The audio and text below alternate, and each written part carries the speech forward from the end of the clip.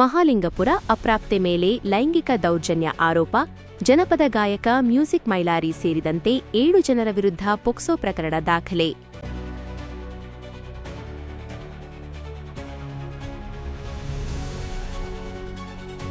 ಬಾಗಲಕೋಟೆ ಜಿಲ್ಲೆಯ ಮಹಾಲಿಂಗಪುರ ಪೊಲೀಸ್ ಠಾಣೆಯಲ್ಲಿ ಪ್ರಸಿದ್ಧ ಉತ್ತರ ಕರ್ನಾಟಕದ ಜನಪದ ಗಾಯಕ ಮ್ಯೂಸಿಕ್ ಮೈಲಾರಿ ಸೇರಿದಂತೆ 7 ಮಂದಿಯ ವಿರುದ್ಧ ಅಪ್ರಾಪ್ತೆ ಮೇಲೆ ಲೈಂಗಿಕ ದೌರ್ಜನ್ಯ ಮಾಡಿದ ಆರೋಪದ ಮೇಲೆ ಪೊಕ್ಸೋ ಕಾಯ್ದೆಯ ಅಡಿ ಪ್ರಕರಣ ದಾಖಲಾಗಿದೆ.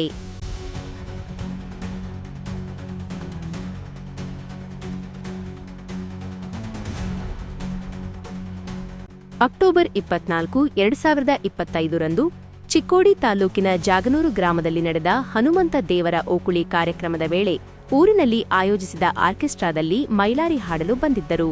ಅದೇ ವೇದಿಕೆಯಲ್ಲಿ ನೃತ್ಯ ಪ್ರದರ್ಶಿಸಲು ಬಂದಿದ್ದ ಅಪ್ರಾಪ್ತೆಯ ಮೇಲೆ ಆತ ಹಾಗೂ ಇನ್ನೂ 6 ಮಂದಿ ದೌರ್ಜನ್ಯ ಎಸಗಿದ್ದಾರೆ ಎಂಬ ಆರೋಪ ಅಪ್ರಾಪ್ತೆ ನೀಡಿದ್ದಾಳೆ.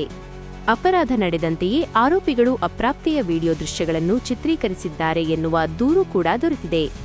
ಡಿಸೆಂಬರ್ 14 ರಂದು ಚಿಕ್ಕೋಡಿ ಪೊಲೀಸ್ ಠಾಣೆಯಲ್ಲಿ ದೂರು ದಾಖಲಾಗಿದ್ದು, ನಂತರ ಡಿಸೆಂಬರ್ 15 ರಂದು ಪ್ರಕರಣವನ್ನು ಬಾಗಲಕೋಟೆ ಜಿಲ್ಲೆಯ ಮಹಾಲಿಂಗಪುರ ಠಾಣೆಗೆ ವರ್ಗಾವಣೆ ಮಾಡಲಾಗಿದೆ. ಎಫ್ಐಆರ್ನಲ್ಲಿ music Mailari, Shankar Athani, singer Danavi, Benkilata, singer Rukmini ಹಾಗೂ ಡಿಜೆ ಮಹಾಂತೇಶ್ ಸೇರಿದಂತೆ ಒಟ್ಟು 7 ಮಂದಿ ಆರೋಪಿಗಳಿದ್ದಾರೆ. ಮ್ಯೂಸಿಕ್ ಮೈಲಾರಿ ಇತ್ತೀಚೆಗೆ ಹಾಡಿದ್ದ ಬಾಗಲಕೋಟೆ ಬಸ್ ಸ್ಟ್ಯಾಂಡ್ನ್ಯಾಗ ಹಾಡು ಉತ್ತರ ಕರ್ನಾಟಕದಲ್ಲಿ ಸಂಚಲನ ಸೃಷ್ಟಿಸಿತ್ತು.